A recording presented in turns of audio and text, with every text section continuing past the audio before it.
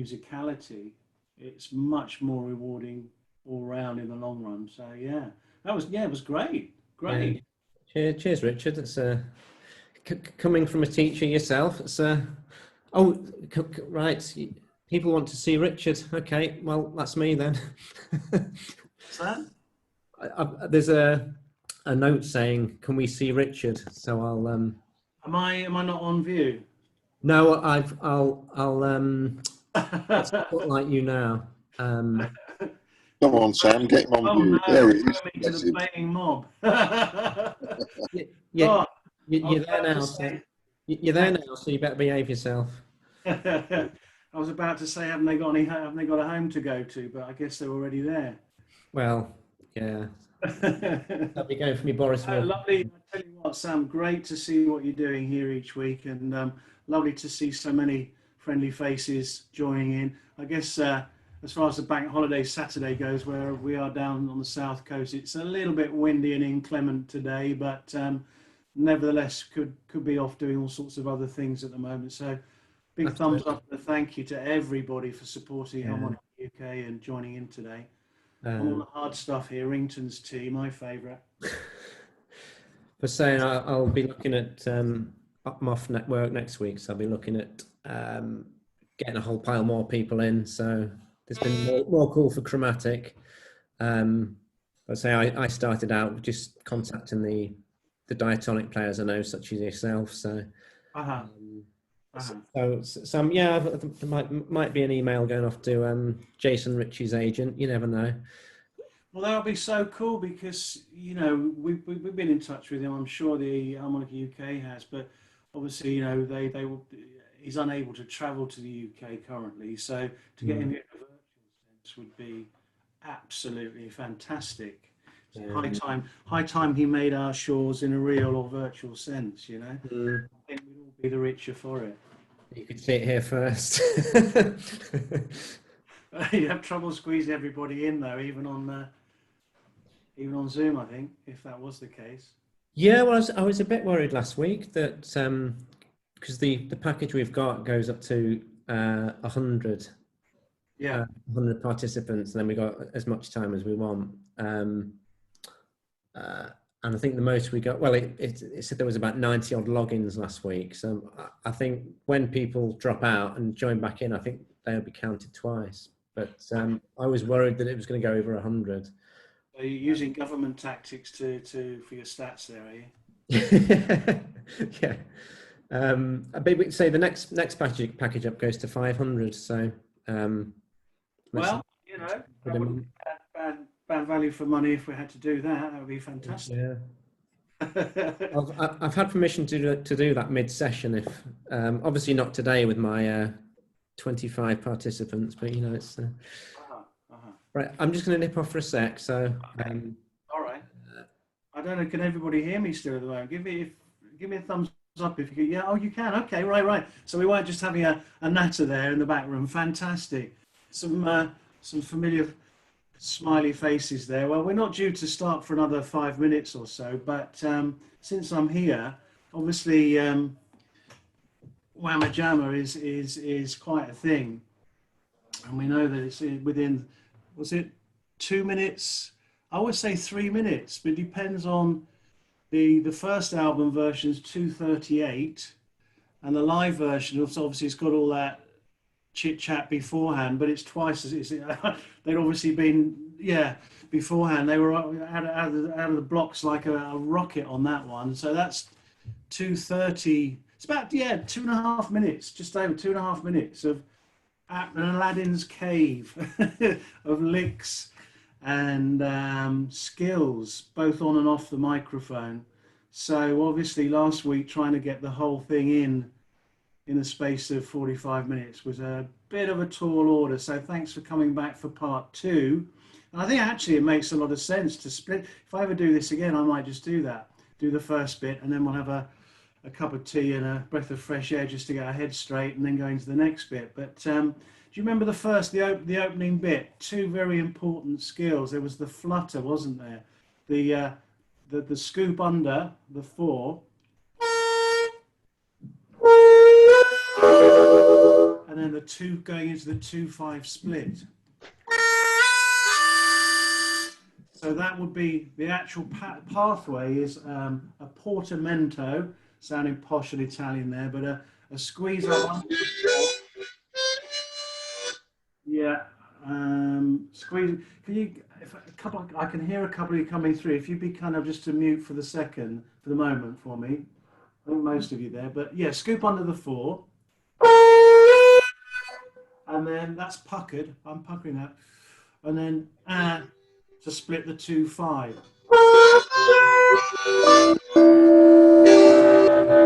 You get the dissonance between the 2 and the 5. A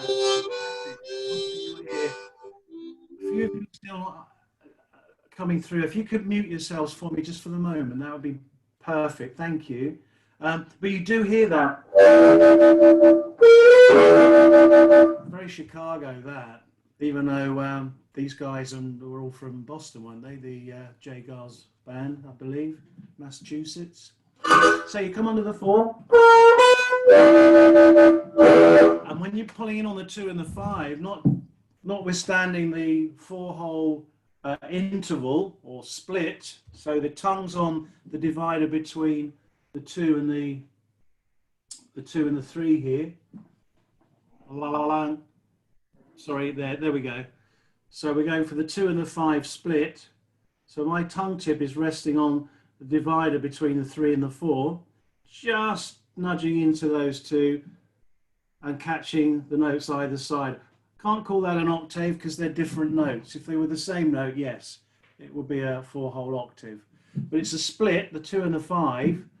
And of course, then we're adding another layer of texture to that by la la la la la la, dabbing, la la la la, and drawing the air in and getting our hands around the microphone so we get that lovely rolling sound. There,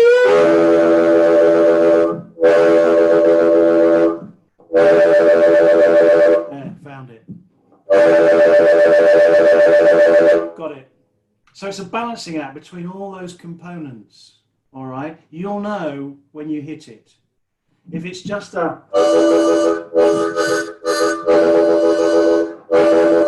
it's too slow or there or thereabouts, well, fair enough, but you'll know when you hit it because it just takes on its own quality. It's got a tickle about it, I call it, tickle quality. Once you get the right cupping on the mic, drawing in of the breath and that dabbing, it's a balancing act, you know. And then what do? We jump all the way up to the 9 and the 10 blow notes, okay. And remember, we're going under the 10, under the 9, carrying across to the 10 and taking the 10 back down. So it's an under, across, and a down.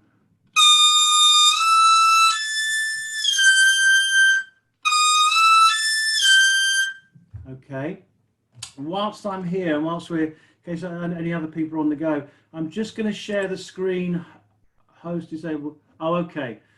No. Okay, maybe later on when Sam comes back, he'll allow that. But on my website, if you go there, then you'll find 2 important documents if you haven't got them already. One looks like this.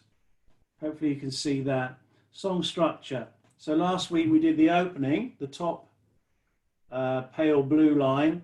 Then we did the red lines, which is the acoustic version, if you like, with just the hi-hat tapping away behind harmonica. So we're moving down into the purple section today. So that's on the website. You can, as a PDF, you can steal that, borrow it, use it. I don't mind. I'm sure that Magic Dick wouldn't mind as well. But that gives us a pathway. Okay, so you can download that. And also then I suppose I could call it a thesis, my workbook of the tabs and all the background and the analysis of the piece.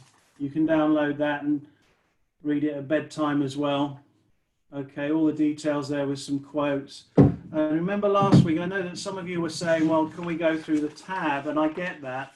Sometimes it's easy to have the tab so you can see exactly what we're talking about. But there is so much detail in there. You know, we'd spend 45 minutes on each line.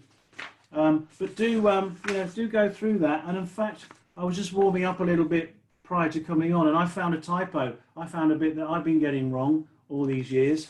So none of us are perfect, and that was quite an enlightenment. I enjoyed doing that, correcting myself and finding a blooper. So we'll hopefully get that across to you today as well. So it's about 3 o'clock now.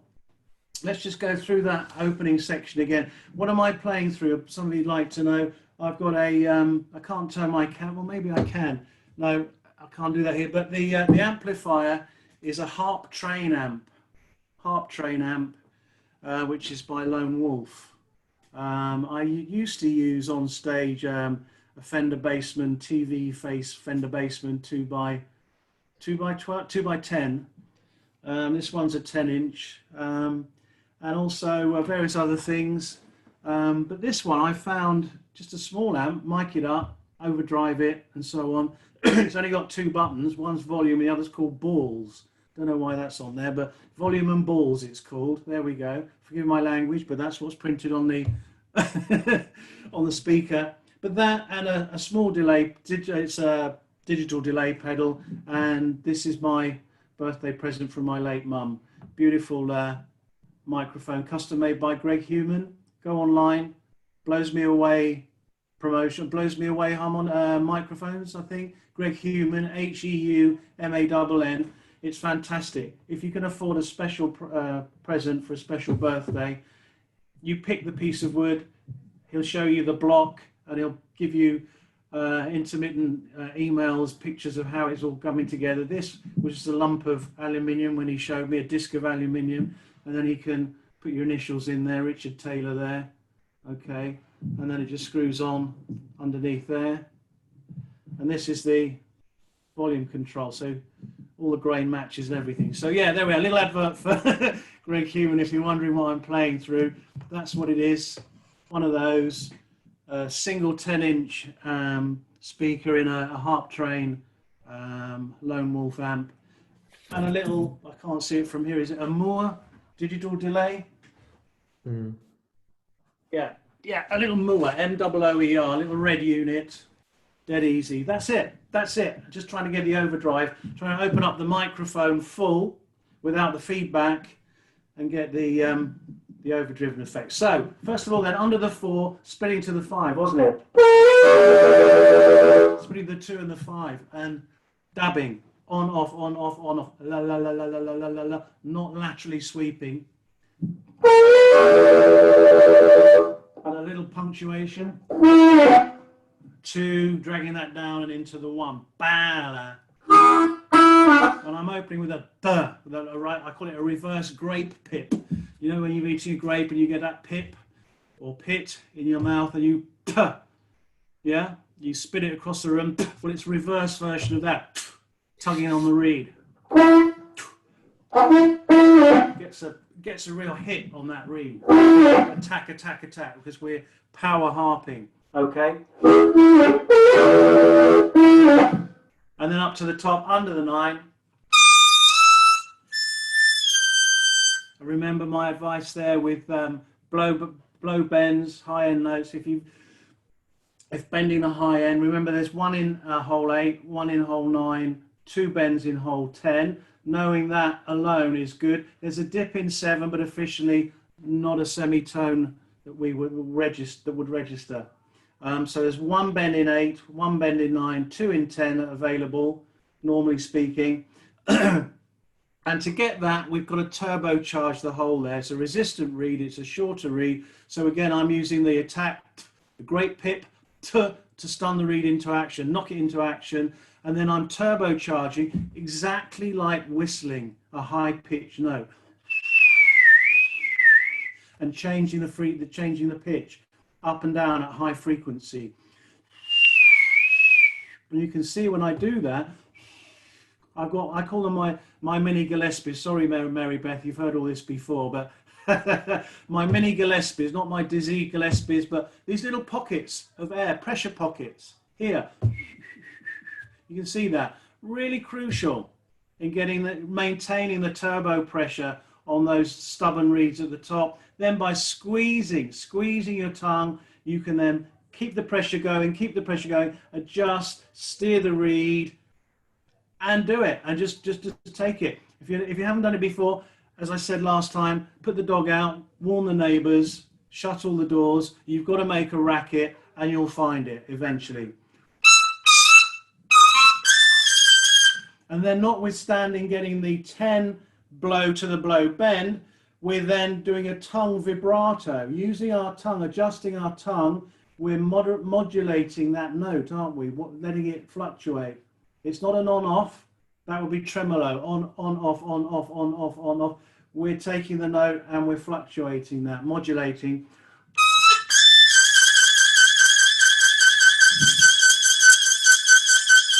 I hate to think what's going on in there, but you get the idea. It's your tongue is controlling all that. Okay, that was just the start. And then we went into all the 3 lines, which went something like.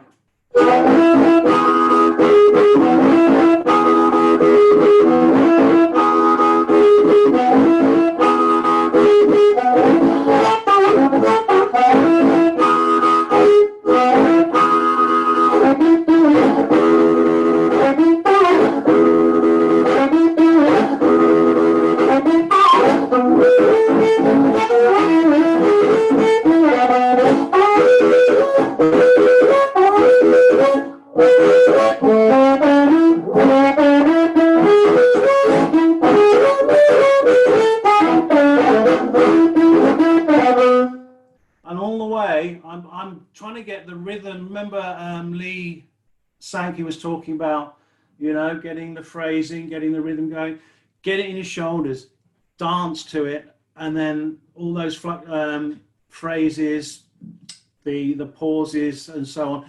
It'll come through. All right. And also, my other top tip was, with all of this, don't worry about the distorted effect. Don't worry about the textures, the layers of sound. Initially, use your ear muscle and drill down to the melody, the central core, the spine of the piece. Then you've got a guideline. Then you can start to introduce the other layers.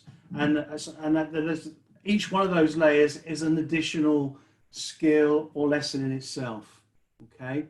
So if you haven't got all those, don't give up. It just means you've got a longer journey, but hey, what a journey. It's just absolutely fantastic. Amazing piece. It teaches us a great deal. So trust to your ears. We've got the tabs. We've got 2 versions. There's the one version is on the morning after LP. The one that I tend to follow is a lot quicker, is on the Full House Live, where it says, blow the back off it, Dickie. That one, you know.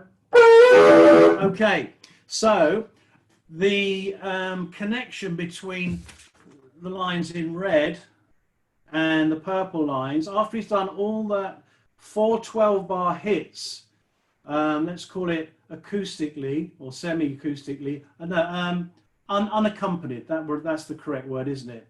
Unaccompanied, with just that hi-hat ticking away behind him to keep the beat. Then there's a handover where he just rests off the first purple line here. He rests off on a glissando, on a 12-bar glissando, rolling trills. So he's trilling, an extended trill, as the guitar comes in. Okay, so it's a trill.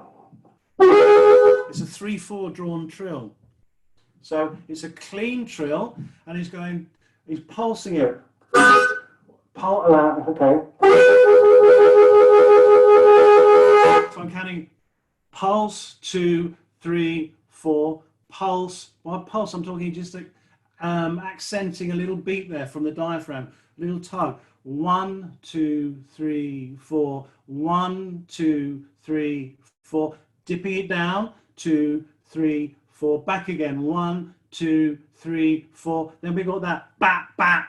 That, remember, someone was asking last week, what's the note? Is there a note? Not really. I think of it as a dog barking in draw 3. Wah, wah. So for the trills into that bark, 3 4s would be.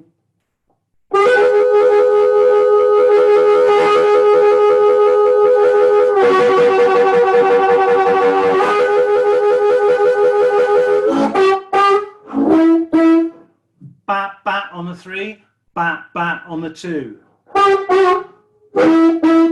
And then he takes it down for the turnaround.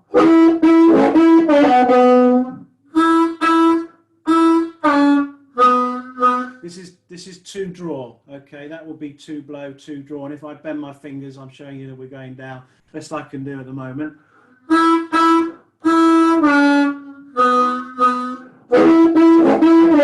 And again, I'm puckering there. That was the other message, wasn't it? That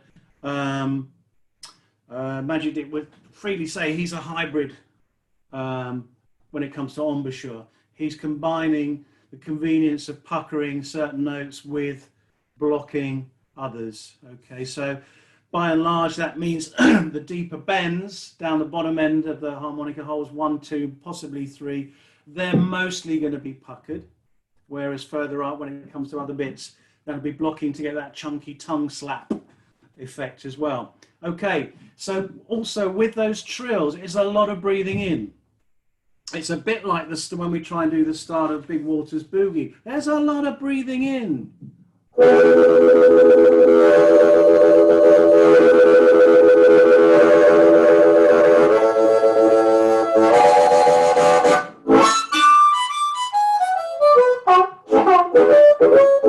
Okay, a lot of breathing in. If you can't make it all the way through, don't worry. They don't sometimes. I've heard recordings, so don't beat yourself up if if you're going to pop or you can't actually make the distance on that. Take it easy. What will help is if you relax your shoulders and calm yourself and just go with the flow. Try and keep your drowning or popping fear at bay and just relax with it. And play. Also, noticeably the volume goes down, so he's not powering this in, filling up too quickly.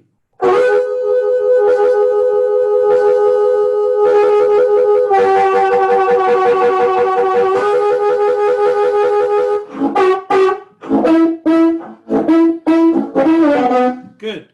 And now we're on to the 1, 2, 3, 4. We're on the outro now. We're on the part on the home stretch. We've done all the hard work, really. Okay.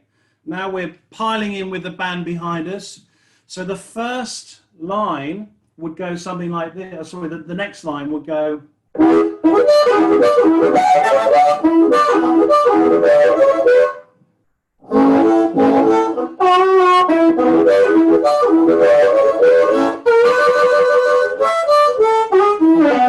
So what's going on there? That's loads of rubbish, Richard. Come on, slow it all down, break it up for us. We can't cope.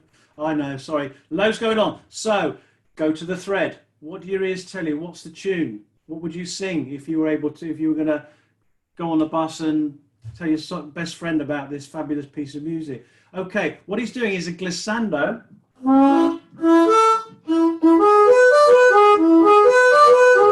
Breathing in. 2, 3, 4, 5, 4, 3, 2, 3, 4, 5. It's as crude as that.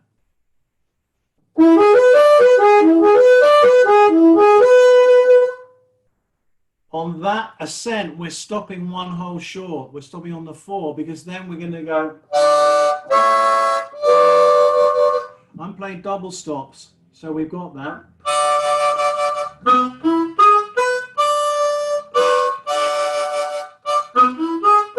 5 and 6 drawn in.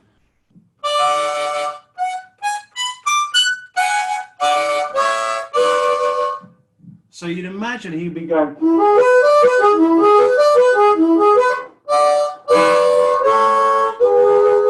But he's not. He's taking it, that trill that we're going to start walking down, he's actually extending it one note higher. If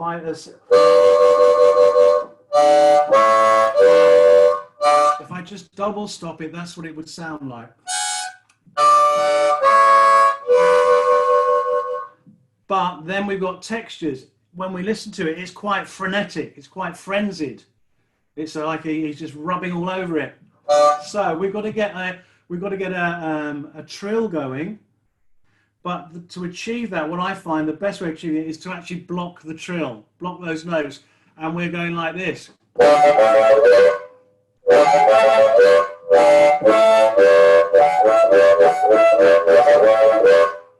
And the net effect, we hear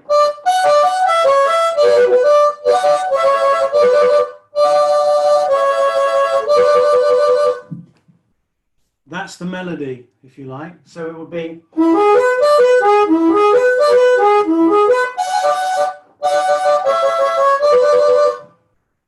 That's the thread. Again, so it's 2, 3, 4, 5, 4, 3, 2, 3, 4, 5, 4, 3, 2, 3, 4, jump up. Da, da, da, da, da, da, da.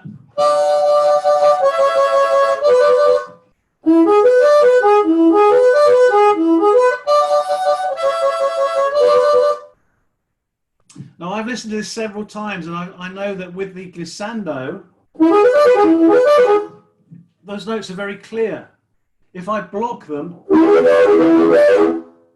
it's nice, but it's not as precise as what I'm hearing from Magic Dick. So I suspect from the forensics that he's probably puckering the glissando and then jumping up for that manic trill.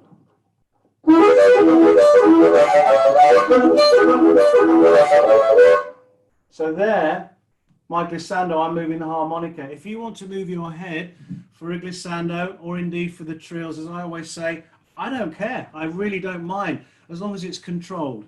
I always say control, control, control. Control is king, okay? Better to be able to do a controlled trill and speed that up than be able to do only to be able to do a frenzied trill and not be able to tidy it, okay? So, then he takes it down, takes the same phrase and mirrors it by going down a whole one.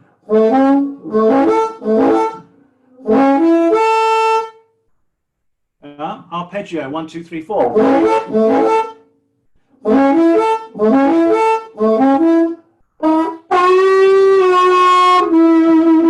Then again, it's that deep bend in the 3.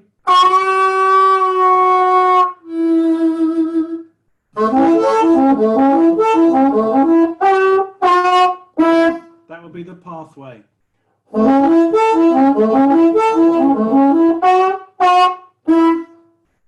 Okay, so bookends. Again, it's not. Instinctively, that's where I'd go, but he takes it one notch higher. Okay.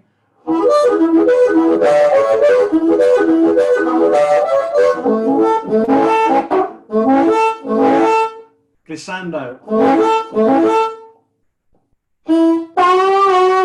Then repeat the first bit. Then he goes into the 4/5 trill. 4/5 trill, the one we think he's been doing, but he hasn't, he now does. 4/5 trill, carrying up underneath it. And then we got the passage, which I've just corrected today. We start on the 6. We're going to go down from the 6. I always thought it was. Something caught my ear today, telling me that wasn't right. There was a note there was sticking out, and you know when you change something, you think, that sounds like what I'm hearing. So it's 6 blow, 5 draw, 4 blow, 3 first bend.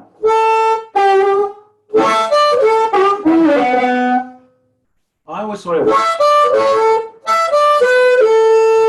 I was going 6 blow, 5 draw, 4 draw, 4 blow, because that was an easy passage, an easy sequence. It's not what he's playing. It's 6 blow, 5 draw, and you need to change this on that part of my tabs. Part 1 it's numbered as 6 accompanied 12 bars. Part 1, the last line says 6 blow, 5 draw, 4 draw, 4 blow. It's actually 4 blow, 3 first bend. So it goes, which is true to the blues scale. Just sounds right. And then on to the 2.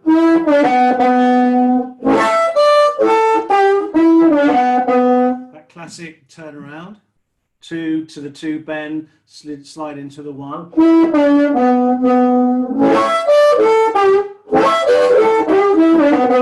That sounds like Magic Dick, not what I was doing before. That That sounds lame by comparison. That's better. That's power harping. Okay, so what have we done? We've gone glissando.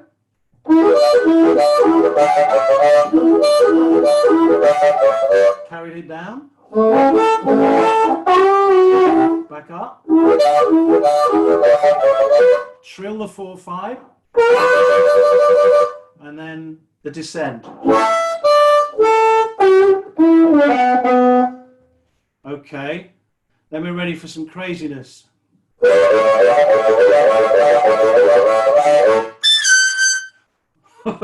What's he doing there? Well, he's just grabbing what we did before and pushing it out there. So it's untidy, it's unfettered.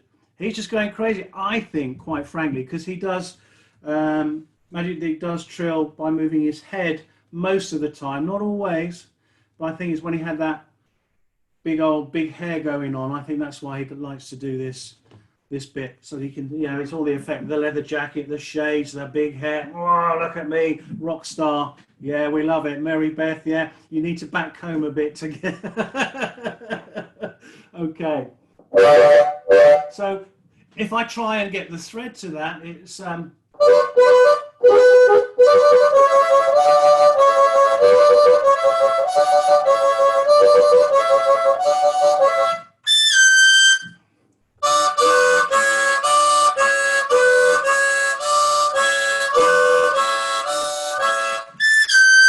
that's its simplest, just double stop, not even trilling it. Okay, again, it's the 5/6 combination that he's using. 5/6, 6/7 out, 6/7 in, 6/7 up there, and blocking that to get that, you know, that untidiness, that craziness going on.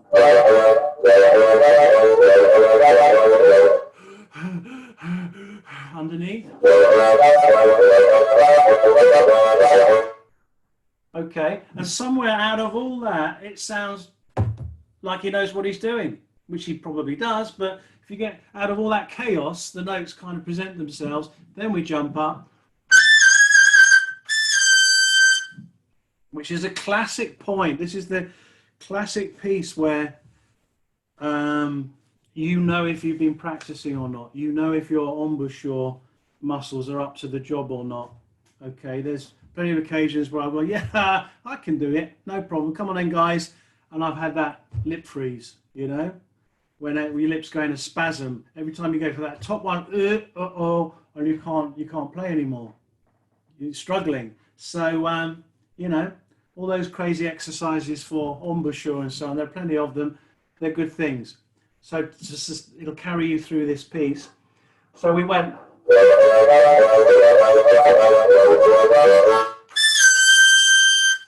10 and bring it down. Again, we know about all the technique there. I mentioned it before. If you haven't got that yet, keep practicing. I think there's a couple of lessons on my website you can read through. Get a lesson with a teacher, they'll show you. I'm happy to run through it with you privately if you need that coaching as well. Don't be afraid of it. Remember, it's like whistling. That's all the control and positional mechanism, high pitch there. And that spit, my top tip, spit to get the reed to respond, and those pressure pockets in your cheeks, the little hamster pouches. Okay. And then we're into what's right there. We're going to hole 9 now, and we're doing a rhythm thing. We're vamping on one hole. Vamping on one hole? That's a contradiction in terms. I know that there's a jazz term for playing one note. If anyone knows the term, I've been trying. I knew it once, and it's gone out of my head. There's a term for playing on one note and just getting different rhythms and timings. If you know the jazz term for that, that's kind of what we're doing.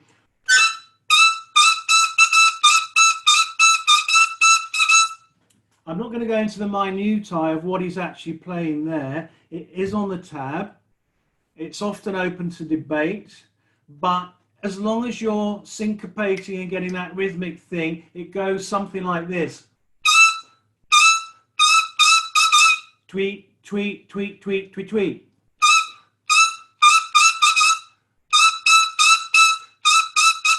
Tweet, tweet, tweet, tweet, tweet, tweet, tweet, tweet, for whatever that's worth. So it sounds like this. Get that first bit. Who cares what follows after that? You know, you will be able to pass through that. So at least get that opening. Bap, bap, bap, bap, ba-da.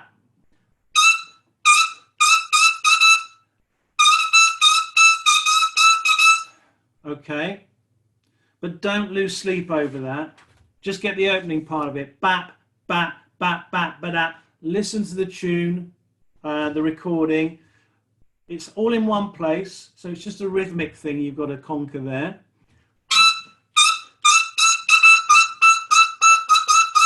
Remember, if you've got that swing going on, if you've captured that, the rest will come through. You'll be able to deliver those notes.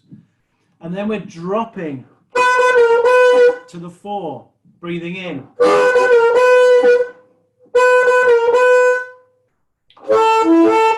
Then we're going 4, 3, 4, blowing. Ba, ba, ba.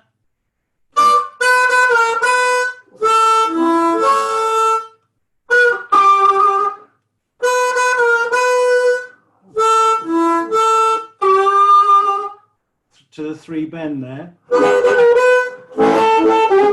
I'm putting some huffing in there, you know, or you could try and do it slapping if you're able to do that on the whole 4 to add the texture on top. But the note, the pathway.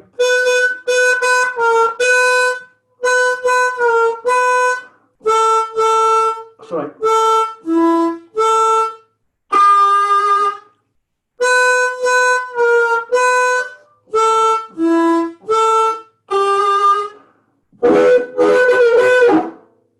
I'd be inclined to do a sweep off there to add texture.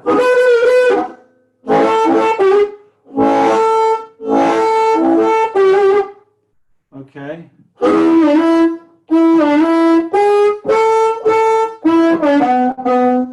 I'm going to loop that, see if you can join in with me, that last bit.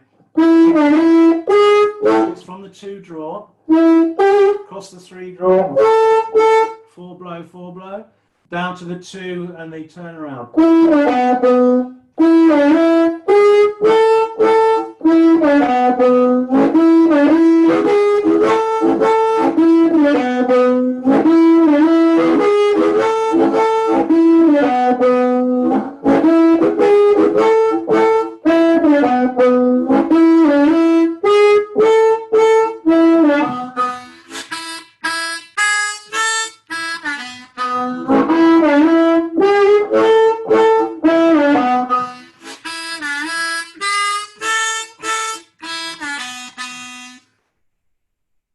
Okay, but all the way through that, trying to put some weight behind everything, power harping.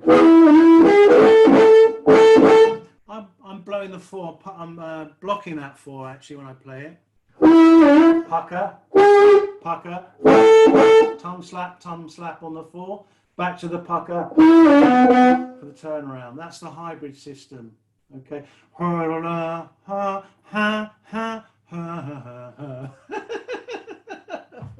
I wish I could get a screenshot. That was priceless. Okay, there we go. Too much isolation. It's getting to us. Okay.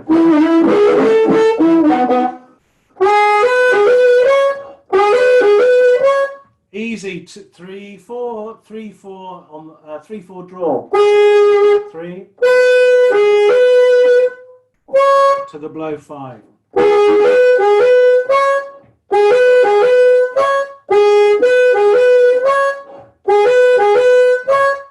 And Lee would be happy with that from last week. So that's great. You're missing a beat there. You're leaving some space. Sounds groovy. With me? I've neglected to say at the start, we are on an A harmonica, right? Everyone's doing this in wacky positions. It's just straight old, simple old cross harp. Yeah, on an A harmonica.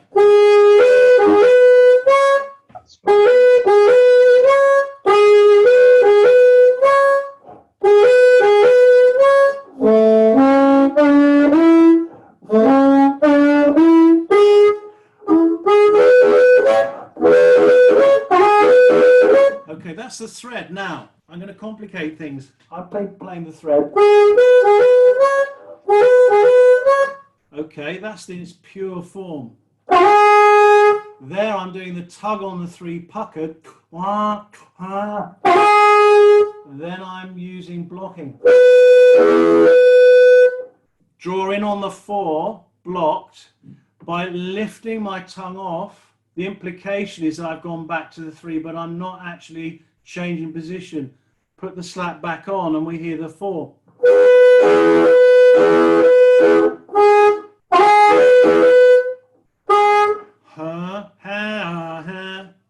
Okay, so that 4, 3, first note is puckered, and then the next 2 is all blocked.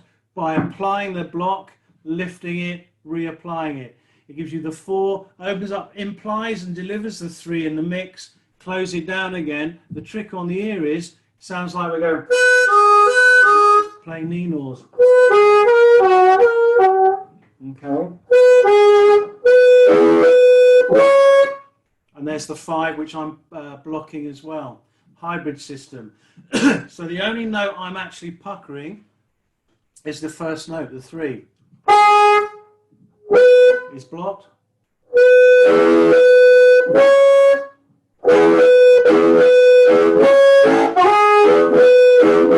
Why? Because it gives us the rhythm.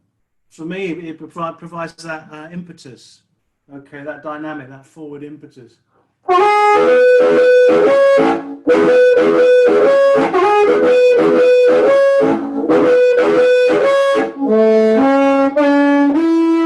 Lovely, down the bottom corner there, blow 1, 2, come up underneath the 2, puckering for me.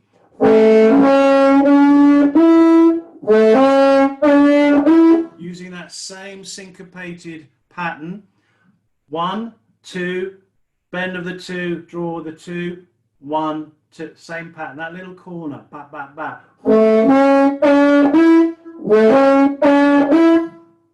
Again, I'm using a lot of percussion or attack through that, the great pip technique. To get that real tug on the reed. There, on the bend of the 2. In coming in. Okay, then back to what we did before.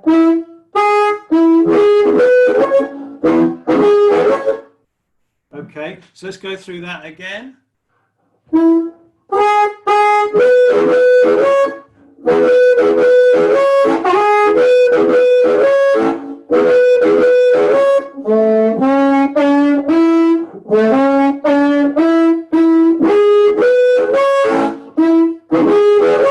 Then we've got to have a descent heading towards the turnaround for this 12 bar.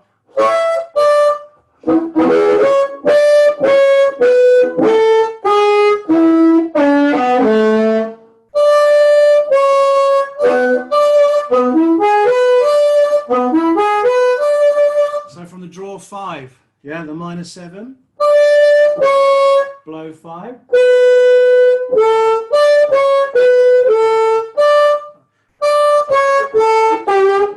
Now, I need to go back. In view of what I discovered from the first phrase, it may well be, if I went to this, that he's going from the 4 blow to the 3 first draw bend again. Hang on.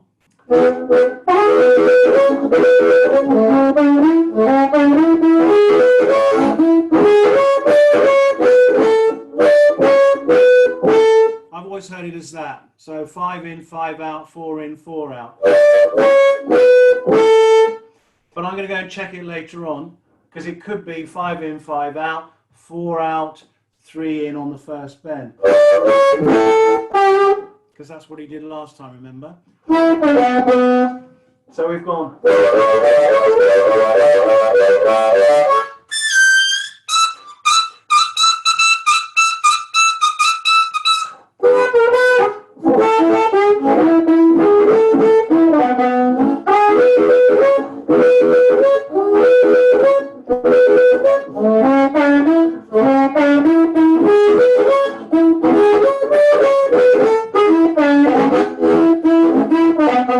Okay. next line where it says, the third purple line on here, it says guitar, harp, unison.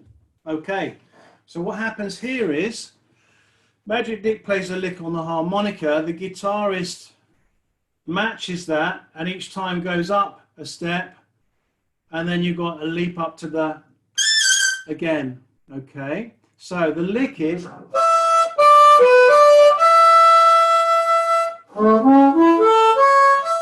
so blow 6, in on the 5, in on the 4, back up again.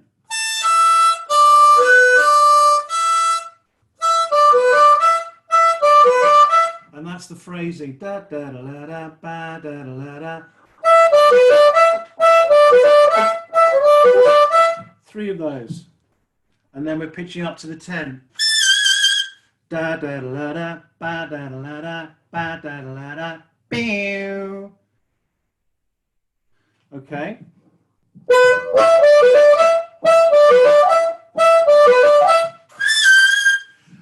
And then again, we're into the 9 at the top, like we did before, syncopating there.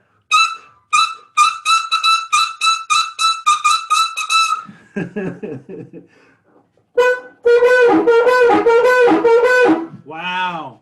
Then we're into the well, barking away there. So we're attacking the 4 drop. Two down, breathing in. That great pip attack again, getting bang down, and glissandoing off that. Really digging in there. It's like I want to lean in with my shoulder. Remember what, you know, there's a quote on my notes that talks about your body posture delivering the end product as much as anything else. If you're there, forcing it, going for it, you know, like a American footballer or a rugby player ready to go in for that flying tackle and bring the whole thing down into the dirt. Marvelous.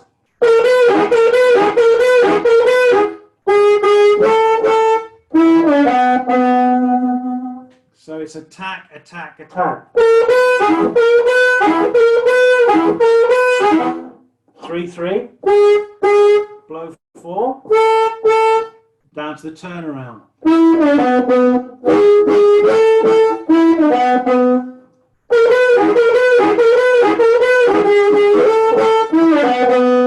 Slowly.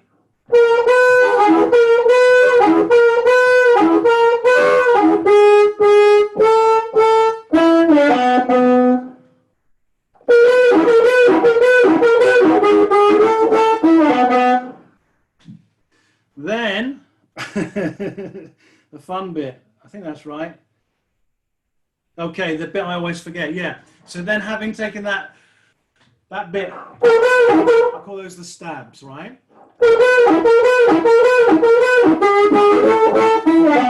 At that point, mentally, I forget this phrase sometimes when I play and go straight into the howl. Okay, but that's another 12 bars off yet. That start, the stabs that we finished with, is what we're going to use for the start of the next section. So we've got 3 more sections to go, and then you'll be able to play this fluently. Okay.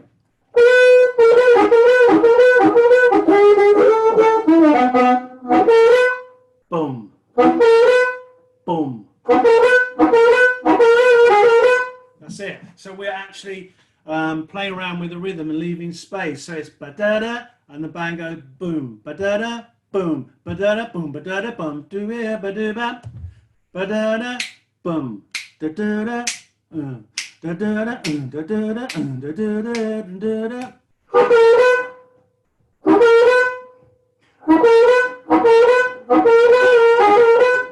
And you can hear I'm jumping from the 2 draw to the 4, ba-da-da, which is part of what it's a stock blues phrase. I call it the jungle call. It's in that guise. When I used to do that, so I'm thinking of something like She Ain't Got You. Eldorado Cadillac, bang, bang, spare tire on the back, bang, bang. jump, God, whatever it is, damn, but I ain't got you. That phrase. I always used to go from the 2 draw, which is, you know, serviceable. If you go from the 1, much better. That's got much more honk going on. Anyway, so he's going from the 2 to the 4.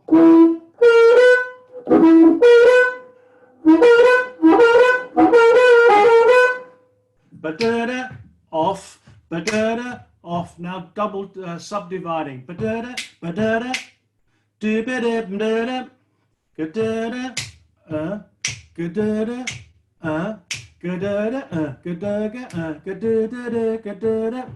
Great, it's jazzy.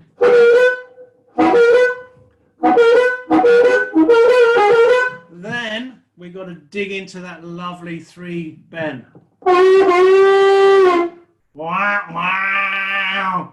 Okay, I can't give you the notation for that. I could just really, how'd you start? Yeah, it's not dissimilar to fox chases and things like that. You're digging in, and if you hear players playing first position harmonica, when it comes to the 4 chord, where we've got very little available, digging into that 3 draw and milking that, making it weep and howl there. That's where we're at, okay? So it's an effect, I guess, more than a precise note.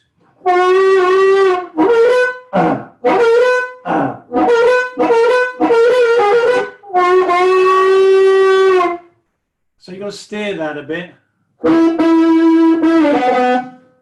There's a sort of a premature turnaround there. Boom, boom.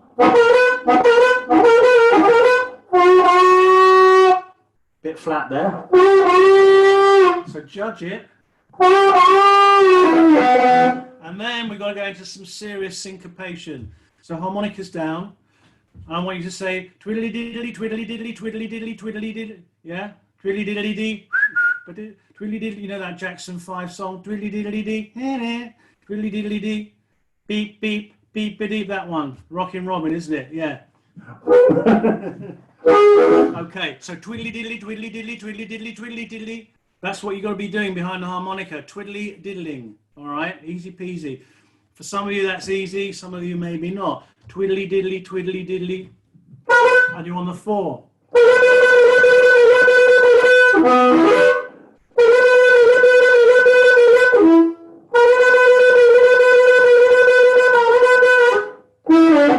He takes it off from the 2 down to the 1. I'm just thinking of a later derivative of the song where the player sweeps down and back up. Finishes back up there, but Magic Dick doesn't do that. I sometimes confuse the 2. So, twiddly diddly.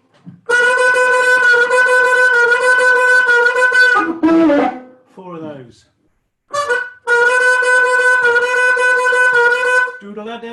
I said twiddly diddly, but oodla daddla, that's going to work as well. But it's the diddle, it's the articulation that's important, okay? Oodla daddla, oodla daddla, oodla daddla, oodla daddla. Off. Okay?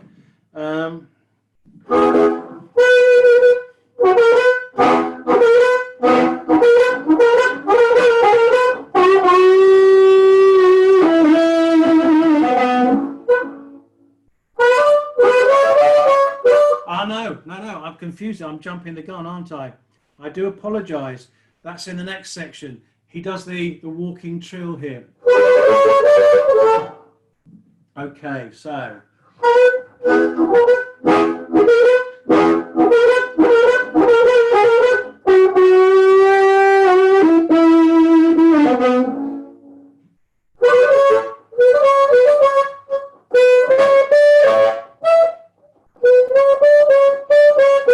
Okay, yeah, he puts a fill in here. My apologies. Sometimes when you get into the thick of this, when you play it through and in the flow, you know what comes next. When you start to get into this, sort of slowing it all down, analysing it, then sometimes you lose the plot. So.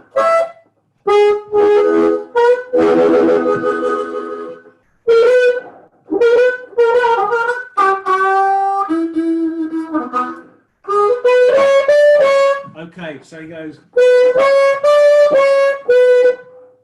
4, 5.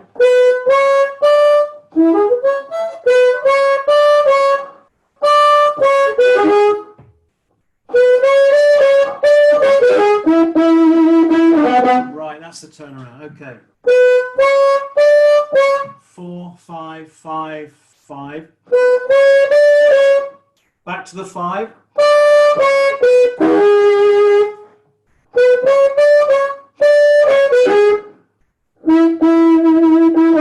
Standard turnaround.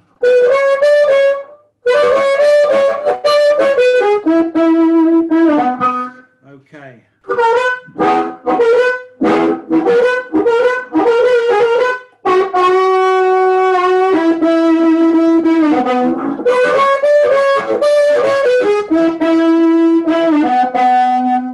Okay. So park up the diddly diddly widdly oodly whatever it was for this next section. Okay. This is where you've got to introduce the Sonny Terry influence now with a bit of howling going on. So if you blow hole 6, that's the note notionally. Woo!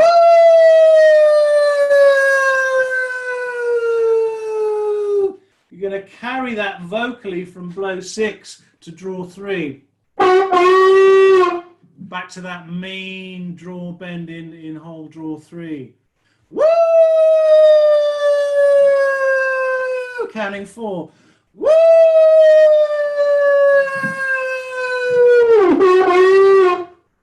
And then substitute your voice with that growl in 3. Okay, I'm sure you're all trying that at home.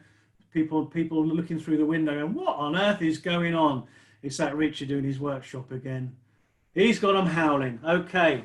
So if you're not sure where you're going to pitch that, in the back of your mind, we're octaving. We're going from the upper octave, the blow 6, and carrying it down and aiming to then chip in back to our voice after 4 beats with the tug in the 3 there. Okay. So it's woo!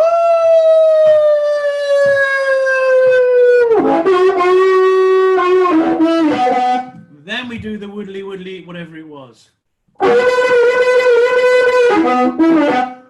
Okay, diddle diddle diddle diddle diddle diddle diddle diddle bow.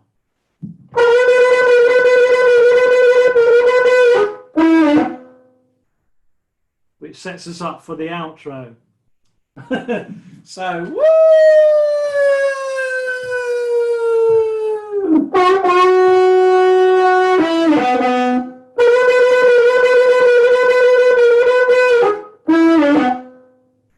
And then we're doing the James Cotton stabs. So if we look at the forensics for the piece, then one of the licks that he's using is clearly, very clearly James Cotton.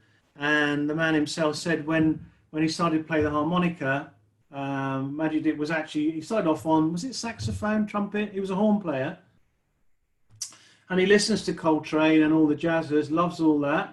Gets us a lot of ideas there. He also enjoys Little Walter, he enjoys Big Walter, fine. And there are some clear influences, as there is at the start with Sonny Boy 2's Bye Bye Bird. But his favourite, I think from what I've read, is he says James Cotton was definitely for him the biggest influence. And if you listen to Rocket 88 by James Cotton, or his version rather, then that's what's coming in here. It's just these powered stabs. So we finished off. Woo!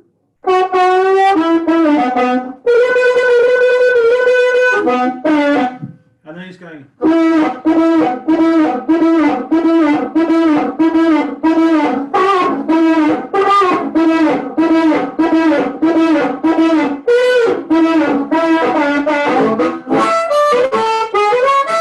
That cliched ending, we love it. So, how many is he doing? I don't know. You just got to pulse it. I'll probably need my my tabs to get it absolutely right. But if I go through it, so it's we've gone for the woo,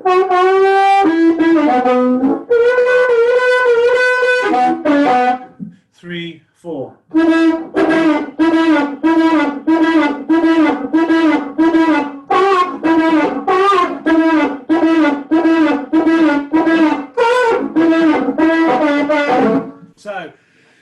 most of it is on the 2 draw. Da-da, da-da. Okay. He then goes to the 3 twice.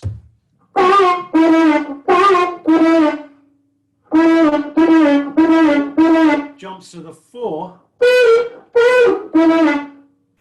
And then we're out. We're done. We've gone the 12 bars.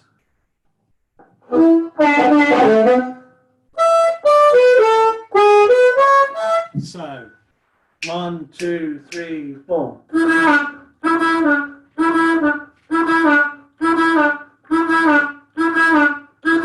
8 of those. Now to the 3.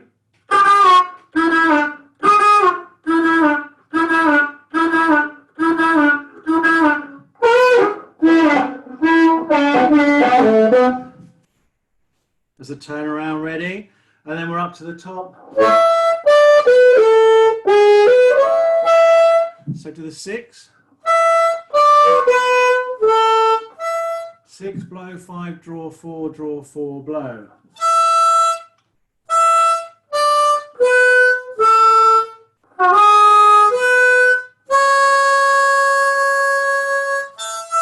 So the 5 is blown on the way, it's drawn on the way down, blown on the way up.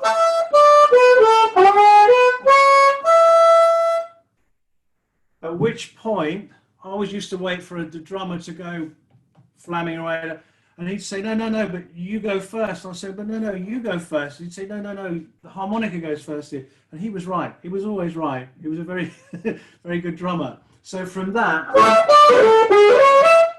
there's a pregnant pause with nothing. And we're going to hang on to that blow bend for all we're worth as the band then comes in. Bang, boom, job done. Okay. So I'm going to go through, where are we at? We've got about 8 minutes or so officially. I'm going to go through the purple section.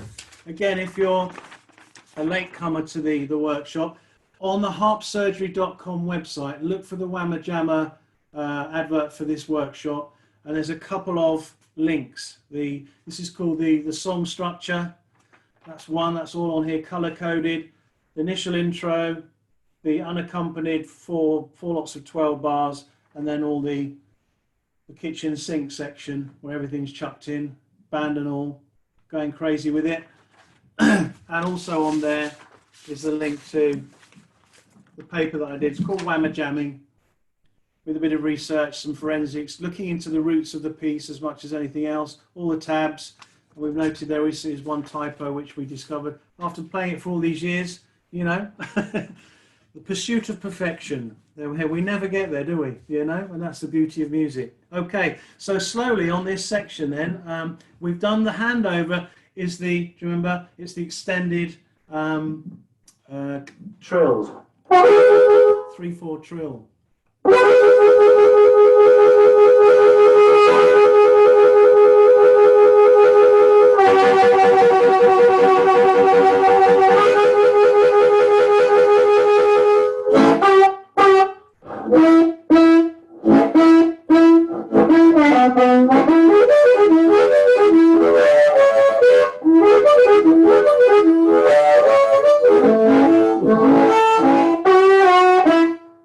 Just swallow there.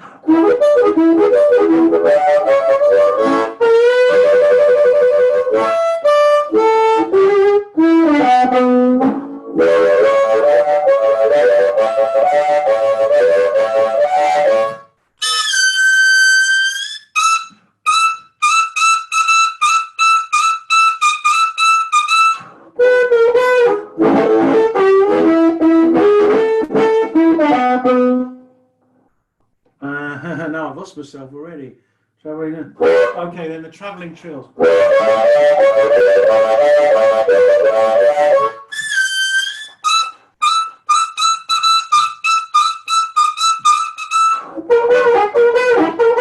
No, I've lost it already, haven't I? Okay.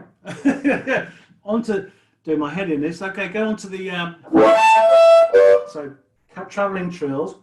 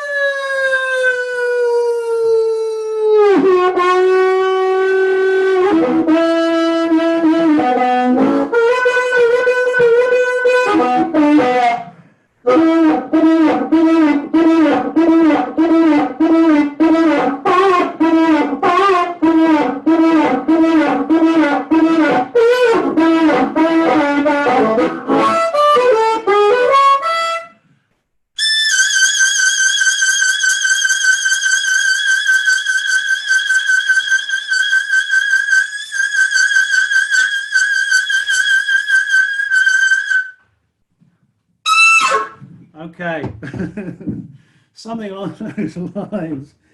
Yeah. Whoopsie, I'm getting all tangled up in the electronics here. Okay, any questions? Yeah. Thanks, Sam. Thanks for modulating everything. Again, you know, with all of this, it's very easy to get too scientific and get completely, you know, the details. The devil's in the details. But one step at a time. And remember, top tip is to, first of all, get the structure. And you can rephrase all this so that you might want to give things different names, the way you think about those phrases and so on. Get the rhythm in you, get the rhythm going, get the breathing. Remember, we're hybrid, we're puckering and we're blocking. But if you want to take it and block the lot or just pucker the lot, that's fine. Do it your way. Get the thread of the melody. That's what that's the washing liner. Hang all the textures on later on. Okay, that'll steer you through.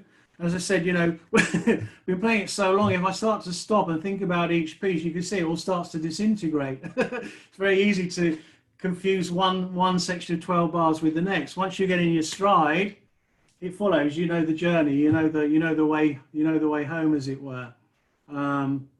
So that's as much as that's all I got to say about that. as they say in Florida, Alabama. But if you've got any questions or you want to have a chat, you know, get in touch and I'll steer you through the high end stuff or any of this, or if there's anything else you want to, you know, on a one-to-one basis, I'm very, very happy to help you out. And I do a live workshop every Thursday for a Wednesday for beginners at 6 UK, and on a Thursday at 6 for intermediates advanced. I call it a workshop. It's more of a club, really. You know, we're doing everything from ABBA and Aha to Bach and Beethoven and blues, of course. So that's all on the Harp Surgery website. Do check that out and come and join us. Come and pitch in. Great. Yeah, you know, Rob, thanks for that. And thanks to Rob also for your comment there for getting me hip to the Harp Train amp. If I hadn't come down the Ranelagh that time you were playing there with Railroad, Rob, then I'd never have cottoned on to that. It's a major. Can't recommend it. Rob as well. The Harp Train amplifier by Lone Wolf. If you're in the UK, I think Harmonicas Direct sell them for a couple of £100. Good investment. Okay. Okay. And as for the microphone I was using again, whoopsie, it's Greg Human, Heumann, Greg Human. There's again on our website, Harp Surgery, there's a series about harp microphones and so on. And Greg helped us with that a few years ago. And the harp I was using today, if anyone was wondering, it's just a Hohner Rocket. In the key of A, standard Hohner Rocket. Okay, I do like, personally, I really get along nicely with the Hohner crossovers. One day I'll grow up and try a Seidel. But for the time being, I'm very much a Hohner sort of guy. Okay. just run through a couple of more of those questions then, Richard. Yeah. Joe asks, sorry, Joe mentions about practicing below 10. When you trill hole 4 to 5, do you use your tongue or move the harp side to side? I move the harp. Okay. Yeah, with me there's no sophistication whatsoever. I'm not doing a tongue trill. I'm not doing a head roll. I'm a hand merchant. On my website, I mentioned, it's always going to be debated till the end of time. But my philosophy, again, forgive me if I've said it before, is that as long as the end product is controlled and sounds good, doesn't really matter, in my opinion, what you do, or how you achieve your trill, rather. I have noticed, seeing friends in, say, the west coast of the States, like Aki and Rick Estrin and the crew in California, when people are blocking, I think the head roll lends itself to a trill when you're blocking. I may be wrong, but ultimately it's an individual thing. But I say, if I'm using my hands, the weight that I'm shuttling is equivalent to a large egg. I just happen to have an egg here, I don't know why. As opposed to moving this, which is the equivalent of a 12-pound bowling ball. Okay, so arguably, which is more efficient? Half an egg in each hand or a whole bowling ball? Well, our necks are pretty efficient things too, but I always think about all those insurance companies out there, with the whiplash claims. Don't get whiplash whilst you're drilling. So yeah, I hand shuttle. Mm. I get the hands doing it rather than my head. Too old for that. I used to be a Status Quo fan many years ago. Still Not am. I'm still a fan, but I don't headbang. No. Can we see this tutorial again? That's from Bob. Yes, all these tutorials will be uploaded to the page on the HarmonicaUK website. So it's lockdown sessions. It was only this morning I uploaded the videos from last week, so you can have a look at those. And also, what else have we got? Anything here? Someone had a well played harmonica, but the tenor hole was still not really bending easily. Adjusted it and then played fine. So it's bit of customizing going on. So if there's no other questions, just to say to you, Sam, for giving your time up, and give Sam a big round of applause, everybody. Come on, boys and girls, give him working hard, giving up all his time on a Saturday. Big thank you to all of you. Without you there, it'd be pointless, wouldn't it? Yeah. So, thanks for listening to my ramblings. No, so it's enjoyable. It's getting to know a lot of other people as well.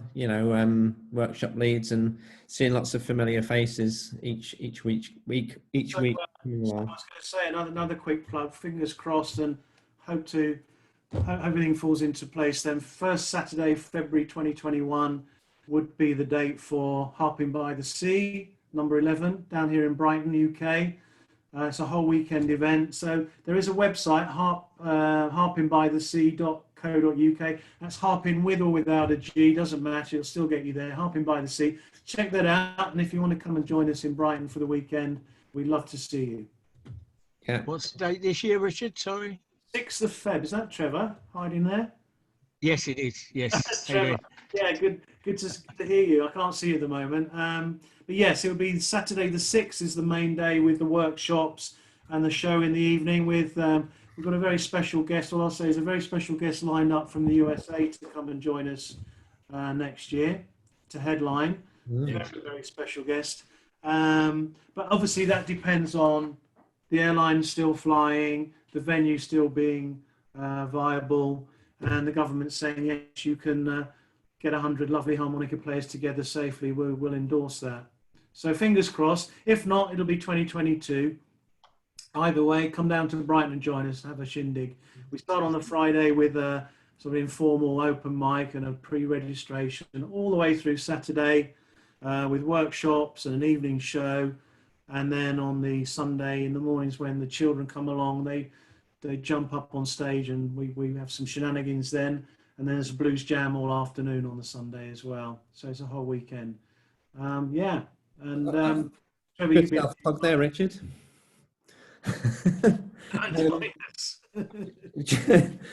Just to say also that if you, the links are to your site, to the Whammer Jammer page on the lockdown website, on the web page. So, so they're available. And just to say, next week, I'm afraid you're going to have to put up with me again.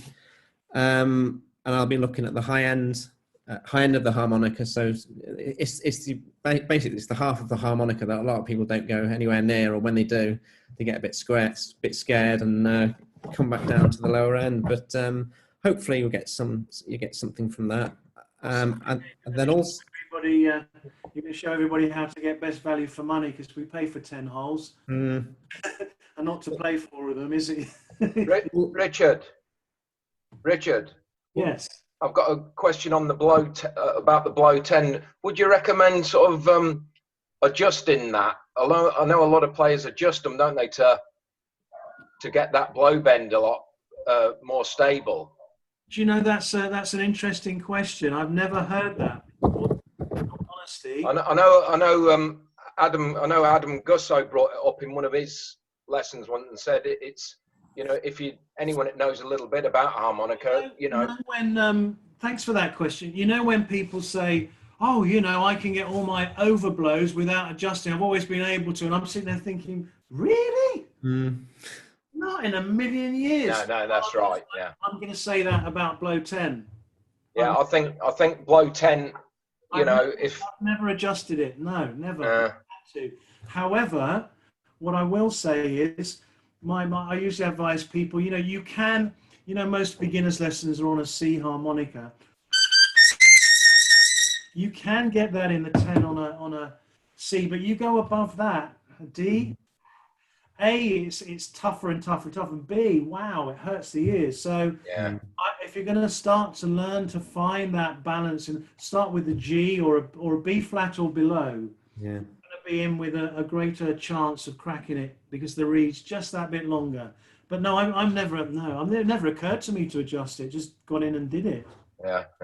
Well, next week as well, we've got that leads nicely in is Ben Bauman from Holland. Ben's fantastic.